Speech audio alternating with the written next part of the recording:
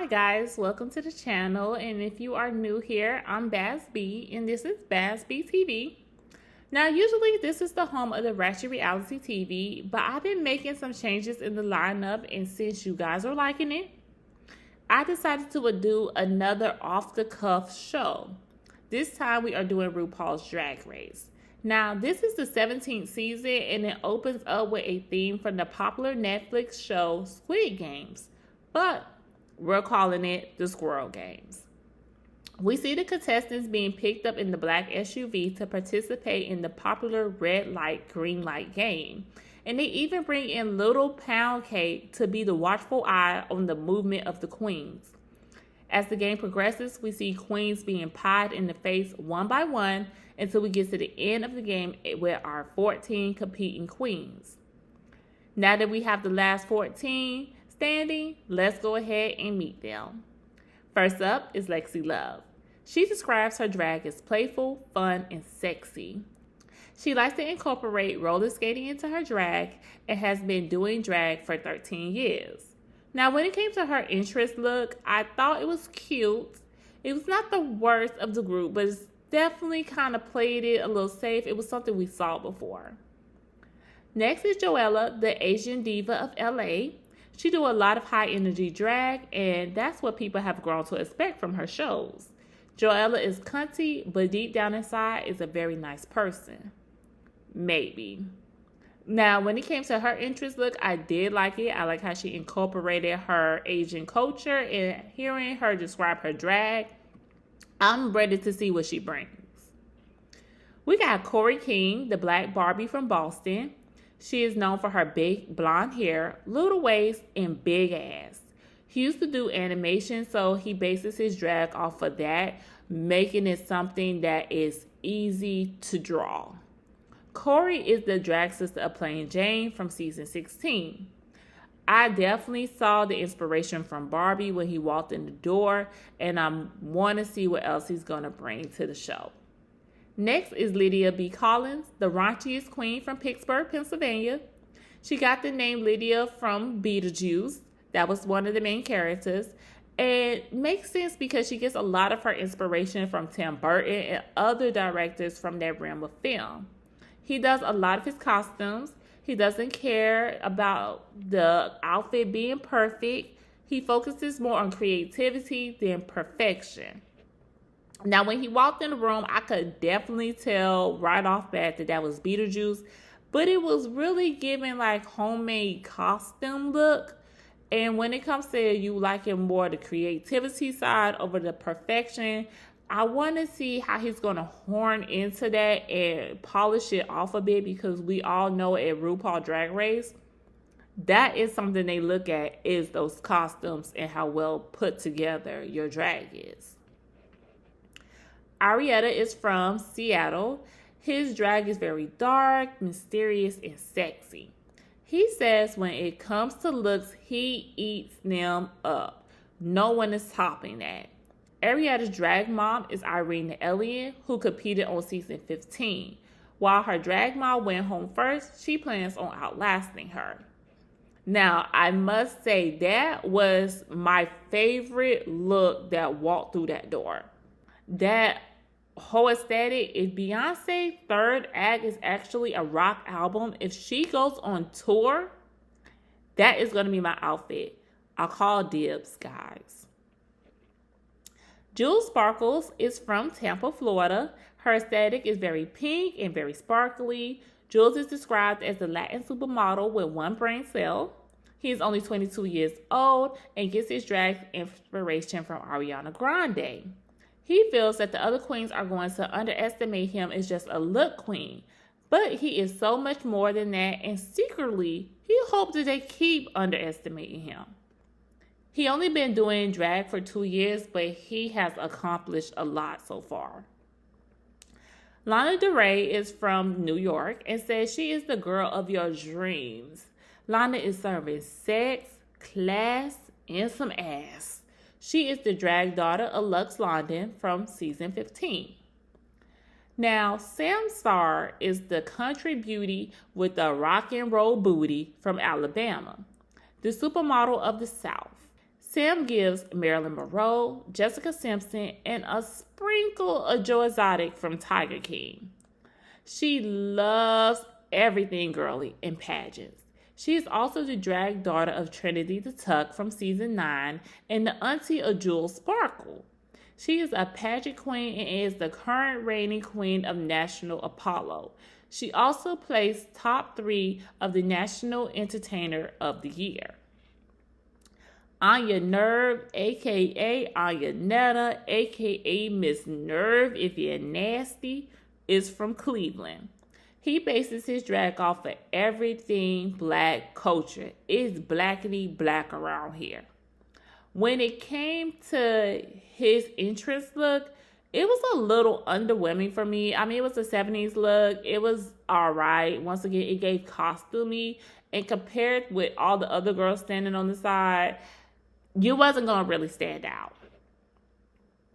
Susie Toot is the tap dancing diva from Fort Lauderdale. She is a cross between Betty Boop and Lucille Ball. I definitely saw it.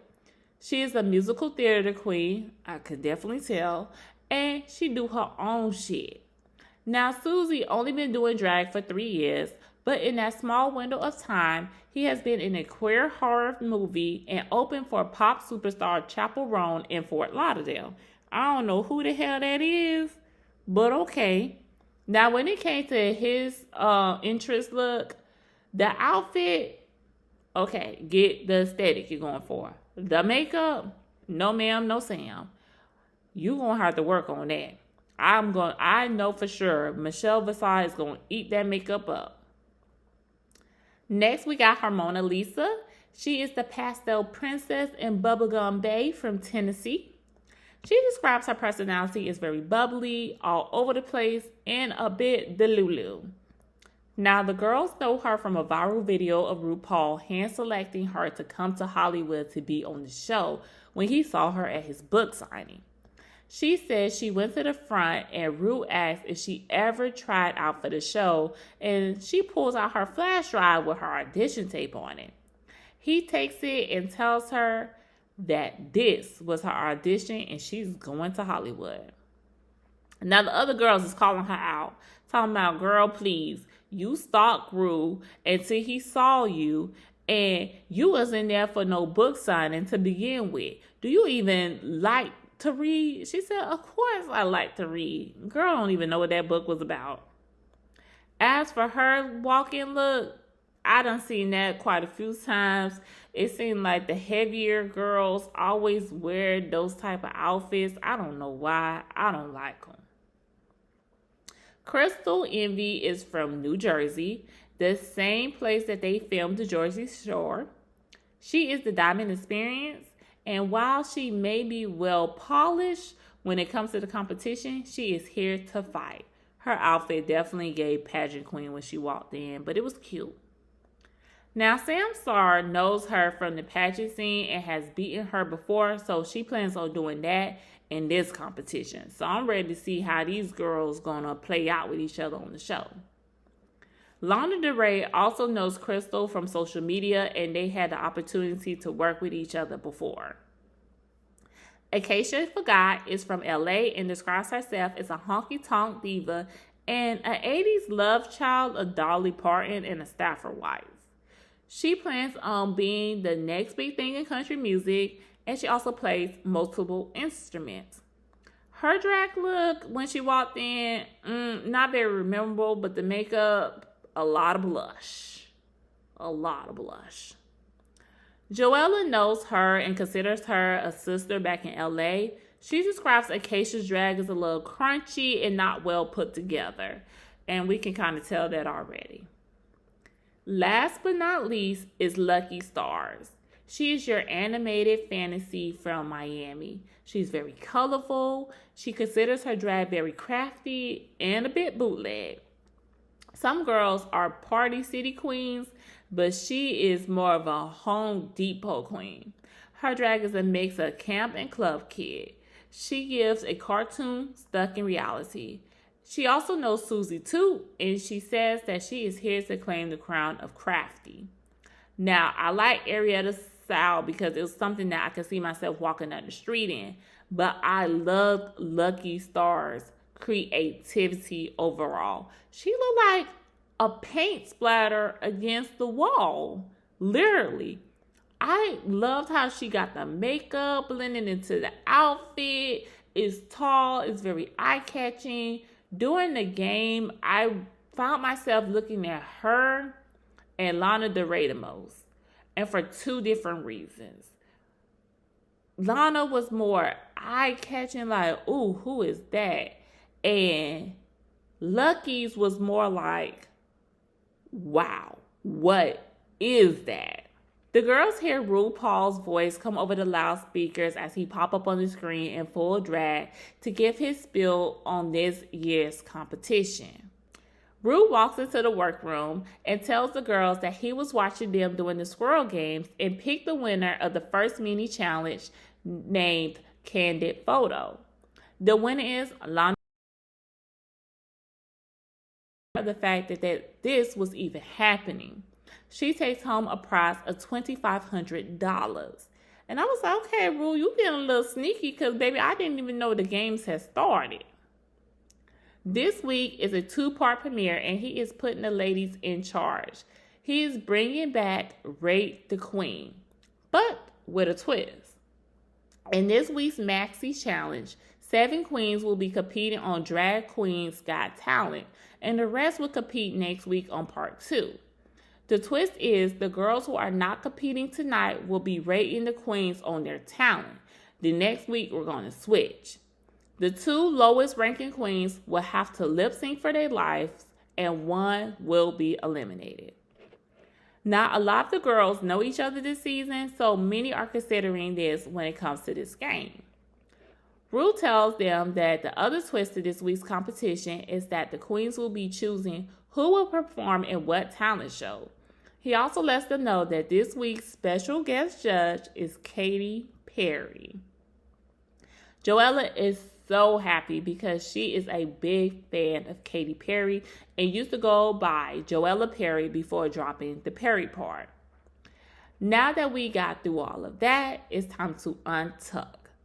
Corey King lets it be known up front that he is there to look for a man, and he is feeling Lydia. And Arietta is crushing hard over there on Lucky.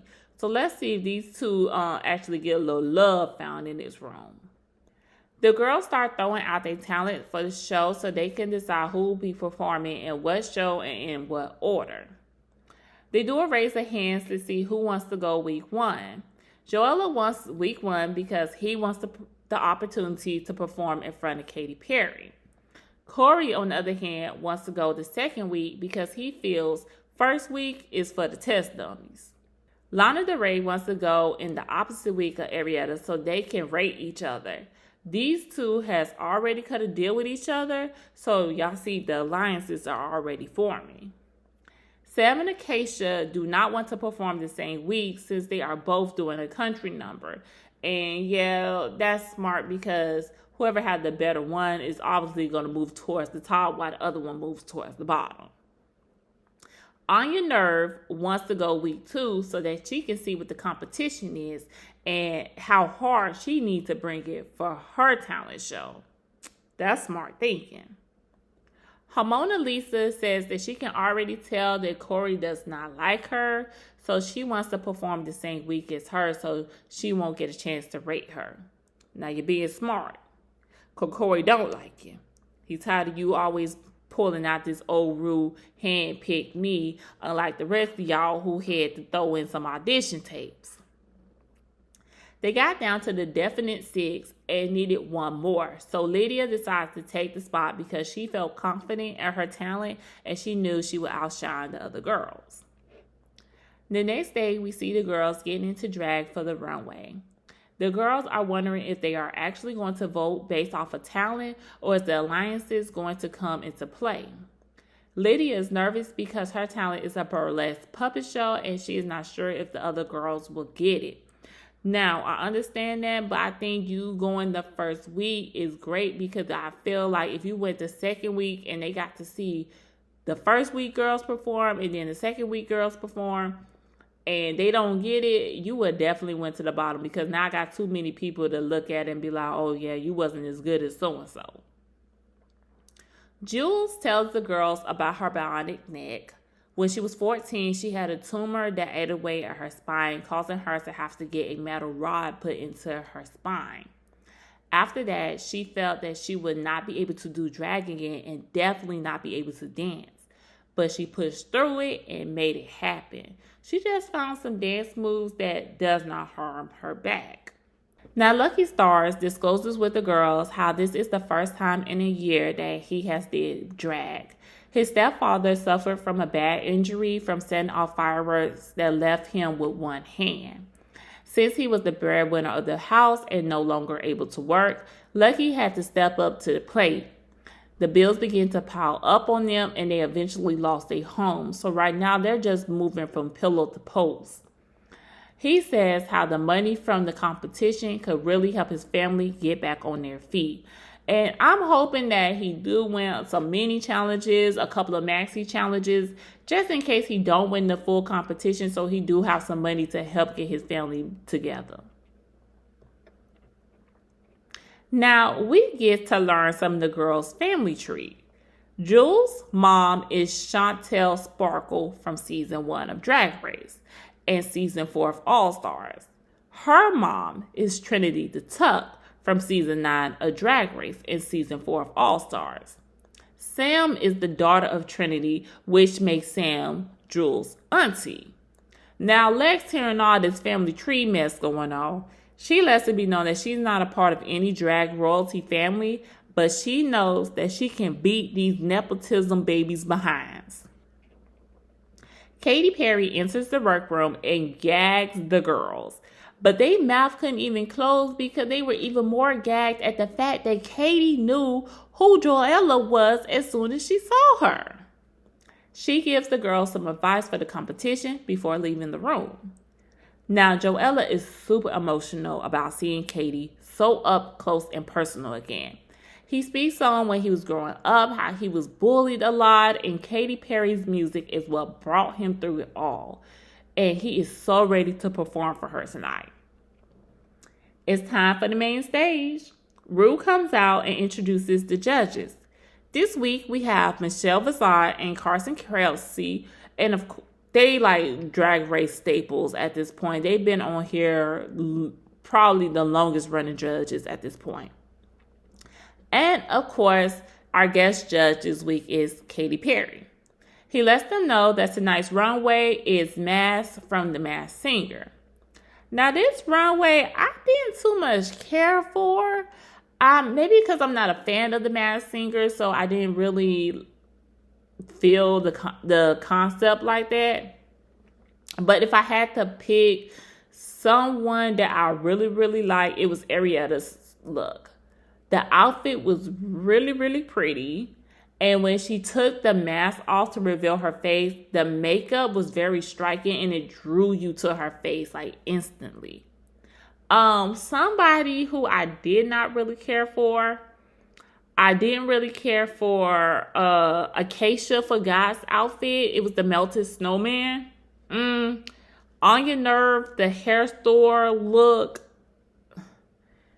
I didn't get it. And who else I didn't like? I didn't like Susie Toots' look. It was the makeup. When she took the quarter off her head, I was like, this makeup is horrible. Once we see the looks, it's now time for the talent show.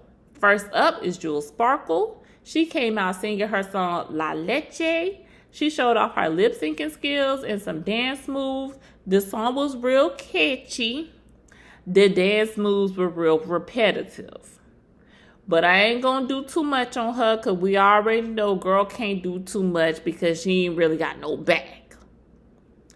Arietta did a lip sync number that showcased her culture, but it was quite underwhelming.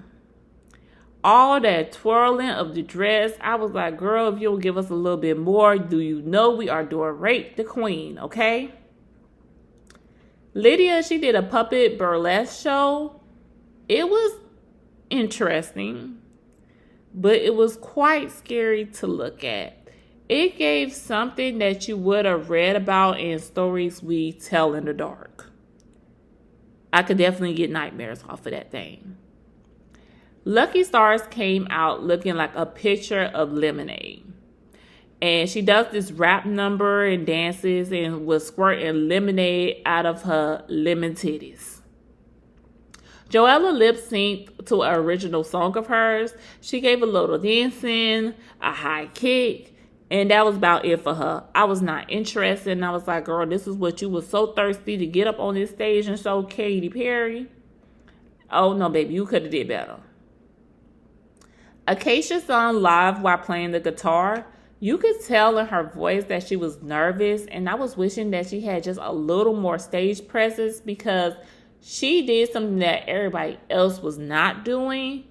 So I felt like she could have outshined them a little more. And last to grace the stage was Susie Toot. She did like this 60s inspired song, and she did a little tap dance number, and even had Rue tickled to death when she did the Gettysburg Address in Morse code. But I was like, Rue, you be laughing at the goofiest shit. That junk was not even damn funny, especially not that damn funny. Rue let the girls know that they are not going to be hearing any critiques from the judges this week since the queens will be rating them. He tells them to go to the back and wait while the judges recite Martin Luther King Jr.'s I Had a Dream speech in Morse code, taking a page out of Susie Toot's book. I told y'all she liked that shit. The judges start to critique each girl, first starting with Jules. Carson loved the outfit for the runway. I did too. I thought it was cute. And Michelle found her performance funny. Katie says she ate, she chewed, she swallowed. When it comes to Arietta, Michelle loved the white strip on her nose for the runway look, but not so much when it came to the talent show. And I must agree with that. Her first two looks so far on the show, the white strip really incorporated well with it, but when it came to the talent show, since it was such a cultural piece, I felt like she should have switched the makeup up. Katie liked the fact that she wanted to showcase her culture, but it was very lackluster for a drag race, and I couldn't agree more. I can't even tell y'all what that song was saying. All I remember is her twirling that damn dress and me hoping that she was going to give us a little more. Carson and Michelle felt that Lydia's performance started strong but fell flat. If it wasn't for that scary puppet, I would have probably forgotten about hers also. Katie and Michelle enjoyed Lucky's full performance. I agree. I think it's very entertaining from beginning to end. When it came to Joella, Michelle felt that the original song was nothing new, but she sold it at the end. Me, it never did sell. That over-exaggerated lip-syncing at the end is been done, and it's kind of played out to me. But Katie felt that she should have did more with her look, and I was expecting more from her since she described her shows in LA as being over the top, and I was looking for the over-the-top moment. Once again, not memorable. Carson felt that Acacia's runway look was not memorable. That was the melted snowman. And Katie felt that her nerves got the best of her tonight and she could barely hear the lyrics to the song. Now, Susie had these girls torn. Michelle did not like her makeup at all. Carson felt it went with that whole Great Depression look that she likes to give off, but Michelle felt like the shit was just depressing. But she did enjoy the tap dancing. Now that we heard what the judges have to say, let's go ahead and get to Rate the Queens. This is how we all went. Cora King put Acacia in 7th place. Anya Nerve put Lucky in 1st place. Crystal voted Jules for 1st and Lydia in 7th. Lex gave Susie 1st place and Joella in 6th. Lana put Arietta in 1st, of course because of the alliance, and Jules in 3rd. Harmona put Lucky in 2nd, Acacia in 5th, and Arietta in 6th. Sam put Jules in 2nd and Arietta in 6th. The girls line back up for the main stage, and Rue lets Joella, Arietta, Lydia, and Lucky know that they are safe. They walk to the back of the stage. Acacia was voted for last and will be lip-syncing next week for her life. Now, this did not sit well with her because she felt she was the only one that got up there with a real talent while the rest of them lip-sync and dance to some overproduced song. I agree. And personally, it was between you and Arietta for that bottom. To me. Joella was almost about to slip a slide hands to the bottom too. But them alliances is saving them. So Acacia, if you make it next week, you need to, if we're going to keep doing this Rate the Queen stuff, you need to get you an alliance. Especially if this is what you got. This is the best you giving. This leaves Jules and Susie as the top 2 queens of the week, and they will be lip-syncing for the top spot and for the $5,000. They lip-synced to Katy Perry's Woman's World, and Jules gave sex appeal while Susie was more camp and tap dance. Now, when it came to this lip-sync battle, I done seen better. Jules, she was doing her thing, but she only got that one little dance move that she was doing during her performance. Like I said, I ain't gonna do too much on old girl, but I hope that she got a couple of more steps that she can give us.